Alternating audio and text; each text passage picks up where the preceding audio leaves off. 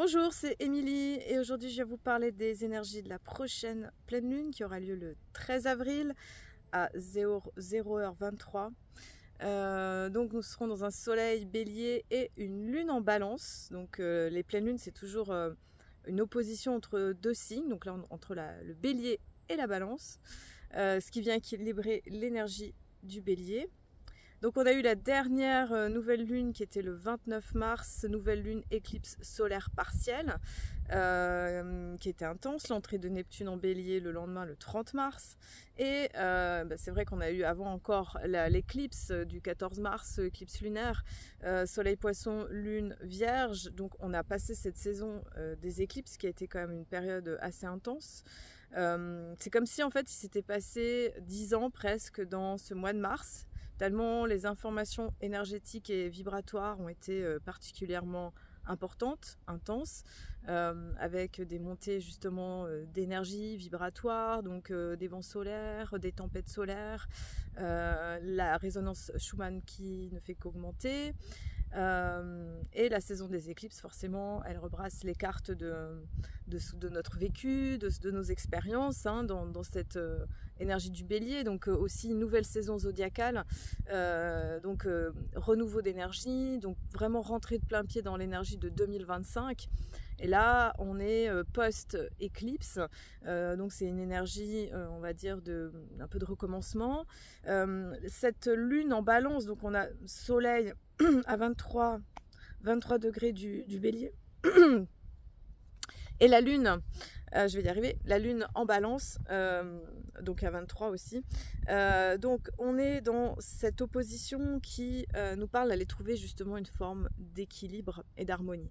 Le bélier, c'est vraiment ce signe du premier signe du zodiaque, en lien avec Mars, en lien avec l'action, le courage, le côté téméraire, le guerrier. Cette énergie première en fait du printemps, où on sent qu'il y a un espèce de renouveau, enfin il y a un renouveau de la vie très marqué, et on le voit dans la nature avec l'émergence des fleurs, les oiseaux qui chantent, enfin vraiment cette vie qui recommence. Donc le bélier il est quand même porteur de ça, et ça c'est énorme en termes de puissance de vie. Donc le bélier il est gardien de ça, et en face on a cette énergie de la balance. Donc la balance c'est le premier signe d'automne, qui est aussi signe cardinal. Donc les signes cardinaux impliquent des actions, ils impliquent aussi des changements, des actions qui vont amener du changement. Donc la lune en balance, dans cette opposition, elle tente on va dire, d'équilibrer cette poussée propre à l'énergie du bélier, c'est-à-dire en lien avec l'action, le renouveau, la détermination, tout ce qui est de l'ordre de concrétiser cet appel à la nouveauté. La balance, elle va venir travailler beaucoup sur le relationnel, hein, parce que la balance c'est vraiment ce signe qui nous parle de la maison 7, donc cette maison qui est en lien avec les contrats, les associations, les mariages, tout ce qui est de l'ordre de s'unir à l'autre, de partager au niveau de l'être, quoi, profondément. Donc cette lune en balance, elle va quand même mettre le focus sur les relations. Elle va mettre le focus sur les relations, et comme on a quand même beaucoup travaillé donc de juillet 2023 jusqu'à janvier 2025 sur nœud sud en balance, c'est-à-dire vraiment travailler à purifier, déconstruire les systèmes relationnels, affectifs. On a beaucoup parlé de toxicité relationnelle, des systèmes d'attachement. C'est quelque chose vraiment qui est vraiment important finalement à aller conscientiser. Cette lune en balance, elle va quelque part faire un peu le bilan, ou nous montrer un petit peu où est-ce qu'on en est par rapport à nos relations, à nos systèmes relationnels. Surtout que effectivement le maître de la balance c'est Vénus, et Vénus et Saturne. Bon, Vénus qui a fait sa rétrogradation, qui continue à faire sa rétrogradation, donc ça c'était du 2 mars, et elle redeviendra directe juste après la pleine lune, justement, aux alentours, je sais plus si c'est dimanche soir ou lundi, mais en tout cas voilà, c'est intéressant parce qu'on a ces moments d'apogée pleine lune, et il se passe derrière soit un repassage direct ou une rétro, enfin voilà, il y a souvent des trucs comme ça. C'était la même chose pour Mercure rétro pour la pleine lune du mois de mars. Voilà, je pense à ça parce que ça induit souvent des mouvements qui vont sur une amplitude beaucoup plus large. Alors, tout ça pour dire que le maître de la balance, Vénus, rétrograde depuis toute cette période, elle invite justement à faire ce travail de reconsidérer les systèmes relationnels affectifs. Alors, il se passe plein de choses pour différentes personnes parce qu'effectivement on n'est pas tous dans la même classe à l'école de la vie et on vit pas tous les mêmes expériences entre guillemets. Donc pour certains ça va être, voilà, moi j'ai des amis, c'est le cas, elles me partagent ça par exemple, oui c'est la fin d'une relation et elles le sentent. Voilà, et c'est souvent dans les moments de Vénus rétro où on peut sentir la fin de quelque chose. Ça peut être aussi, pour certains, voilà, la continuité de certaines histoires qui ont besoin d'aller au bout en fait, hein, et qu'il y a besoin d'aller toucher une fin ou d'aller toucher quelque chose. Mais des fois, il faut laisser les processus se faire. Pour certains, c'est un renouveau énergétique. Si justement, je parlais de personnes qui sont célibataires, qui sont encore seules, donc il peut y avoir justement comme une remise, une mise au point, un reset énergétique. Voilà, s'il y a des rencontres, je pense que c'est aussi des personnes qui se sont connues dans vraiment des espaces-temps qui peuvent être très très longs, parce que voilà, comme on est quand même dans une rétro de Vénus, ça parle de choses qui peuvent être extrêmement anciennes. De rencontres extrêmement anciennes. Voilà, donc il y a plusieurs choses. Vénus, c'est pas aussi que les relations, hein, c'est aussi notre rapport à l'argent, à l'abondance. Donc c'est vraiment un focus par rapport à ça. Où est-ce que vous en êtes par rapport à votre rapport à l'argent, à l'abondance, au système financier, qu'est-ce qui a du sens, de l'intérêt, l'échelle des valeurs, les projets artistiques, voilà, toute cette dimension qui quelque part a pris vraiment le temps d'aller cheminer en profondeur pour aller voir un petit peu tous les tenants et les aboutissants de nos histoires. Et comme je vous ai déjà dit, cette rétro c'était la même qu'en 2017. Et donc du bélier au poisson, donc qui demande vraiment pour commencer un nouveau cycle de faire le point sur l'ancien, de faire le point de là où de là où en fait on en est entre guillemets, hein, de voir les points de guérison, les points de conscience, qu'est-ce qui a évolué, qu'est-ce qui a été mis en sagesse. Voilà, alors donc ça c'est la pleine lune qui va mettre tout ce focus sur ce système relationnel. Voilà, donc il y a beaucoup ça. Donc aussi ce qui se passe, c'est que le soleil en bélier il est conjoint avec Chiron. Voilà, donc c'est une pleine lune, elle est intéressante parce qu'elle suit cette éclipse solaire quand même qui a démarré ce cycle du bélier de cette nouvelle saison zodiacale de 2025, et on a une conjonction soleil-Chiron. Alors, soleil-Chiron, donc ça me fait penser à l'éclipse solaire de l'année dernière du 8 avril, hein, quand même, où il y avait quand même une énergie aussi en lien avec Chiron, donc de guérison. Alors, soleil conjoint avec Chiron bélier. Donc c'est quand même une pleine lune qui va mettre l'accent sur la guérison à tous les niveaux. Donc Chiron, c'est ce centaure qui a une blessure, il peut pas guérir, il peut pas mourir. Enfin, voilà, ça nous parle de ces parts en nous en fait qui sont touchées dans des blessures existentielles propres à l'humanité. Voilà, Lise Bourbeau elle parle des 5 blessures. Voilà, ce qui est intéressant, c'est d'avoir ce discernement, d'avoir ce regard aussi sur soi par rapport à ces mécanismes et fonctionnements. Parce qu'en étant sur Terre, on a tous ces parts on va dire, de dualité, d'ombre et on va dire de blessure. Donc c'est une pleine lune qui va, on va dire, mettre la lumière là-dessus, sur ces blessures, sur la guérison, peut-être voir quel chemin a été parcouru et vraiment d'aller aller au bout des choses, avoir vraiment ce point de regard qui soit le plus clair possible. C'est vrai que Chiron bélier, donc Chiron, elle est là depuis 2018, elle sera là jusqu'en 2027. Donc Chiron bélier, c'est une position qui nous parle des blessures quand même du masculin. Les blessures du masculin, alors ça me fait penser voilà, que dans l'actualité, on est en train de tout le masculin toxique, quelque part, il est en train d'être nettoyé.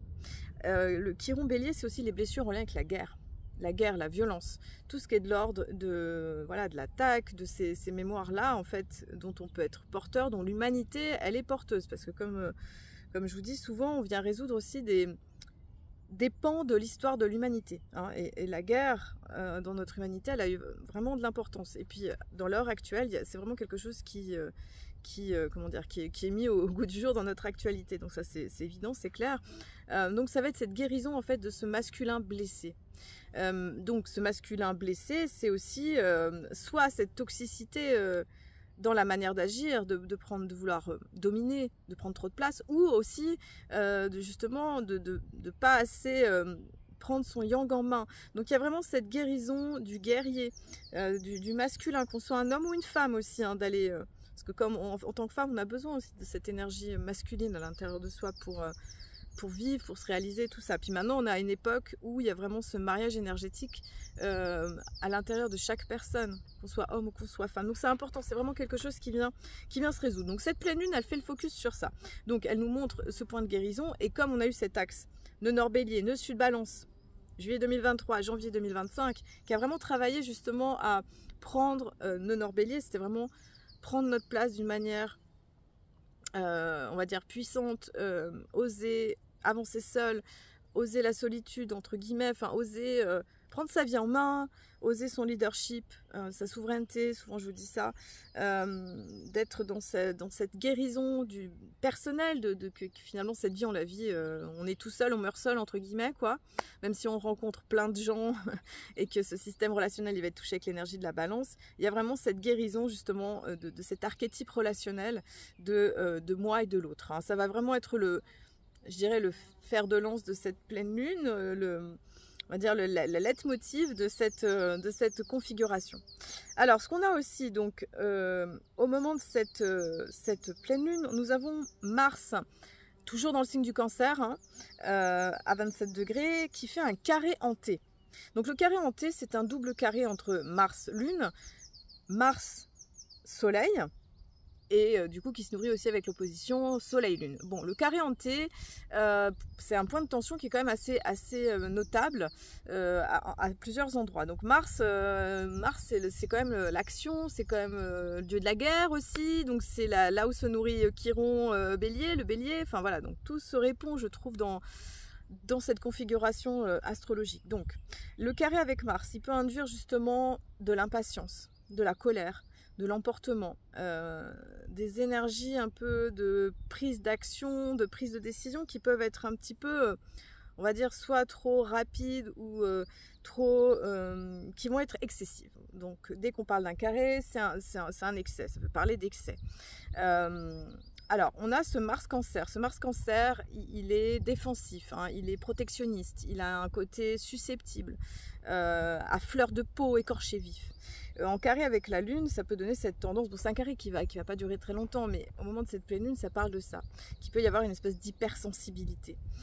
Cette hypersensibilité relationnelle avec les autres, elle va demander quelque part d'être attentif au débordement émotionnel, d'avoir des moyens de se ressourcer, des moyens de revenir à se centrer, à s'ancrer, se poser dans l'énergie, parce que ça peut activer, ça peut inflammer aussi, donc ça peut créer aussi des inflammations aussi, hein, donc propre du feu, du Mars, quoi. Et carré soleil, Mars-Soleil, c'est vraiment aussi cette énergie de colère, d'emportement, de choses qui peuvent être un peu brusques, voilà, des décisions comme ça qui sont un petit peu, voilà, qui sont trop rapides, trop brusques, et qui demandent d'amener plus de lenteur. Voilà, c'est un peu le message moi que j'entends, c'est la lenteur quand même. Même si avec l'énergie du Bélier, il y a cette envie finalement de foncer, quoi. Alors voilà, on a ce carré hanté. Alors souvent quand on a un carré hanté, ça veut dire qu'on a une partie justement qui n'est pas habitée. Donc là c'est l'énergie du Capricorne. Donc ce qui pourra aider dans cette pleine lune, où on a une activation très forte côté Bélier, côté Balance, côté Cancer, c'est d'aller chercher l'énergie du Capricorne. Donc le Capricorne, c'est un signe de terre qui va inviter justement à se poser dans l'énergie de la terre, c'est-à-dire ancrage, une forme de détachement, une forme de recul, de discernement, bon voilà, mon Capricorne c'est le côté ambitieux, c'est un côté réfléchi, qui calcule et tout ça, mais voilà, c'est un côté qui sait aussi prendre de la distance avec le côté émotionnel ou le côté un peu enflammé, qui peut être quand même la tendance de cette pleine lune. Donc le Capricorne peut être voilà, une solution pour sortir de ce carré hanté. Alors je vais poursuivre avec l'énergie de Vénus, parce que mine de rien elle est importante, mine de rien elle est encore rétro, même si elle passe bientôt direct. Et comme c'est voilà, la lune est en balance, je vous l'ai dit, Vénus balance, Vénus Vénus maîtresse de la Lune. Voilà. Donc ce qui est intéressant, donc Vénus. Alors, Vénus rétro, donc c'est le point de bilan finalement de cette Vénus rétrograde de 2025. Voilà, je pense que c'est le moment de tirer les bilans, de prendre action de ce qui a été vécu, de ce qui a été fait. C'est intéressant de prendre du recul justement sur notre vécu parce que je pense qu'en tant qu'humain sur la Terre actuellement, c'est assez dense. Hein. On est bombardé d'informations à tous les niveaux, de processus d'évolution. Et c'est intéressant aussi d'avoir du discernement, du recul sur nos systèmes d'évolution en fait, pour comprendre aussi. Alors, Vénus. Donc nous avons eu Vénus qui était conjointe avec Neptune. Donc Vénus, l'amour, amour inconditionnel, amour divin, amour spirituel. Donc ça c'était du 27 mars au 8 avril. Donc là, pas l'effet, mais l'aspect se dessert. Donc cette dimension d'amour et d'amour inconditionnel. Parce qu'il y a beaucoup de choses là avec justement Vénus, le Nord, Saturne, enfin voilà, il y a beaucoup de choses. Donc c'est intéressant d'aller affiner le détail des choses quoi, pour comprendre cet aspect qui est assez exceptionnel quand même cette année, je trouve. Voilà, donc là actuellement, et au moment de la pleine lune, nous aurons une conjonction Vénus-Saturne. Donc intéressant, Neptune et Saturne. Donc c'est pas du tout les mêmes valeurs. Saturne, elle, principe de restriction, principe de sagesse, principe de frustration. Hein. Autant Neptune dissout, Neptune ouvre à des pans de dimensions d'amour inconditionnel et d'amour spirituel, de champ de pardon, de quelque chose d'extrêmement puissant. Et en même temps, Saturne, elle invite quelque part à être au cœur de la réalité. Elle invite à être dans du discernement, d'avoir de la lucidité, de percuter, d'être assez... de regarder les choses telles qu'elles sont, de ne pas se raconter toutes ces histoires chimériques de Neptune, que Neptune enfin, voilà, peut aussi amener. Hein. Neptune, ça peut être le brouillard, ça peut être aussi la grosse illusion. Et Saturne, elle dit oui, bon bah voilà, c'est bien, tu as fait cette rencontre avec Neptune, voilà, dimension de pur amour inconditionnel, amour divin, amour spirituel. Maintenant, c'est comment tu incarnes cet amour, comment tu l'amènes sur la Terre, parce que Saturne, bah voilà, c'est la colonne vertébrale, c'est le squelette dans le corps, c'est comment on s'incarne en fait. Donc c'est intéressant parce que on est quand même dans des énergies qui, même s'il y a beaucoup de poissons encore aussi, qui invitent à venir incarner les choses en fait, à venir faire le bilan, mais à mettre aussi dans la matière. Moi, je trouve qu'il y a quand même ça. Mettre en matière et puis à comprendre, à amener de la sagesse peut-être par rapport aux expériences qui ont été vécues. Voilà, si vous avez vécu des expériences relationnelles, d'avoir du recul par rapport à ça, d'être voilà, d'ouvrir les yeux quoi, d'avoir ce discernement encore une fois. Ça c'est vraiment important. Alors Vénus, elle rencontre Saturne, donc ça c'est du 5 avril au 4 mai. Donc l'aspect, après il se dessert hein, autour du 4 mai, mais ça dure quand même un mois qui demande de prendre sagesse, de prendre conscience. On a aussi, donc Vénus, elle est conjointe avec Mercure, donc elles se sont rencontrées avec la phase de rétrogradation, et Mercure qui était rétro du 14 mars, enfin juste après la pleine lune, donc 15 mars, jusqu'au 7 avril, donc là 7 avril depuis lundi, Mercure est redevenu direct, hein, ça y est, donc des communications directes ont pu se faire. C'est le moment de reprendre voilà, la marche directe. Moi je trouve qu'au niveau des communications, les choses étaient plus fluides quand même, à plus être dans quelque chose de plus droit, de plus direct et de plus simple, plus de simplicité dans les mots. Donc voilà, ça fait partie du processus. Donc on a Mercure en fait, Mercure elle avance, elle trace quand même, elle va beaucoup plus vite que Vénus, donc elles se retrouveront pas, mais voilà, il y a cette nécessité un petit peu de réfléchir aux relations, de comprendre, d'avoir du discernement. Et Vénus aussi qui rencontre après, donc qui rencontrera Neptune, voilà, qui fera ce passage, donc ça sera autour du 17, non, ce sera le 1er mai. Vénus qui repasse en bélier après, et elle rencontrera Neptune à nouveau. Donc c'est intéressant parce qu'elle nous fait Neptune, Saturne, Neptune. Donc, principe d'amour inconditionnel, retour à la réalité, et en même temps, voilà, ça fait partie du plan divin, rester rester en fait dans cette canalisation, dans cette verticalité en fait, hein, des énergies qui descendent aussi pour vivre l'horizontalité des relations sur Terre.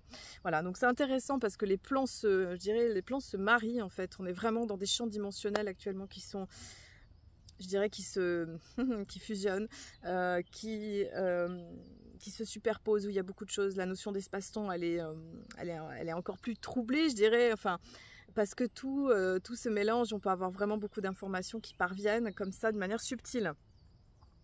Voilà, donc on a tout cet aspect avec Vénus, hein, Vénus conjointe au nœud nord forcément aussi, hein, donc ça c'est 23-24 avril, donc le nœud nord en poisson, donc qui invite à se laisser porter par la vie, par le divin, par les expériences, sortir du nœud sud en vierge, c'est-à-dire le contrôle mental, voilà, bah, oui, toutes ces énergies qui sont en lien avec le fait de contrôler, d'être dans cette suranalyse aussi des croyances mentales.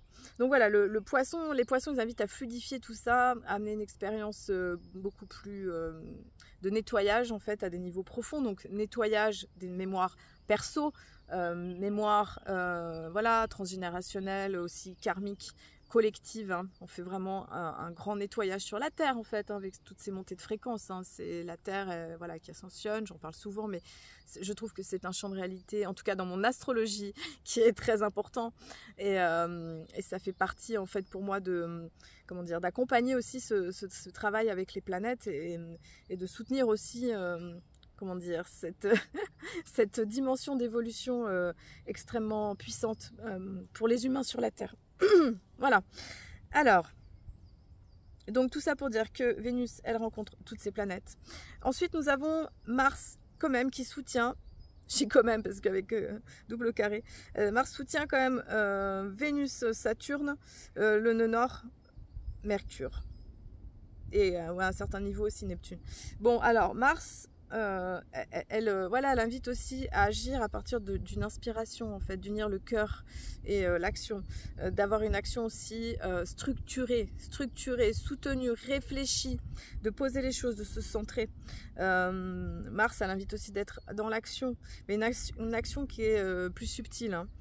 Mars, Mercure, donc de soutenir que les mots marcher sa parole, hein, vraiment d'être là-dedans. Et d'être action Neptune, Mars Neptune, action inspirée. Voilà, donc on a quand même ce Mars qui bientôt repasse en Lion, donc ça c'est autour du 19-20 avril, donc ça changera l'énergie.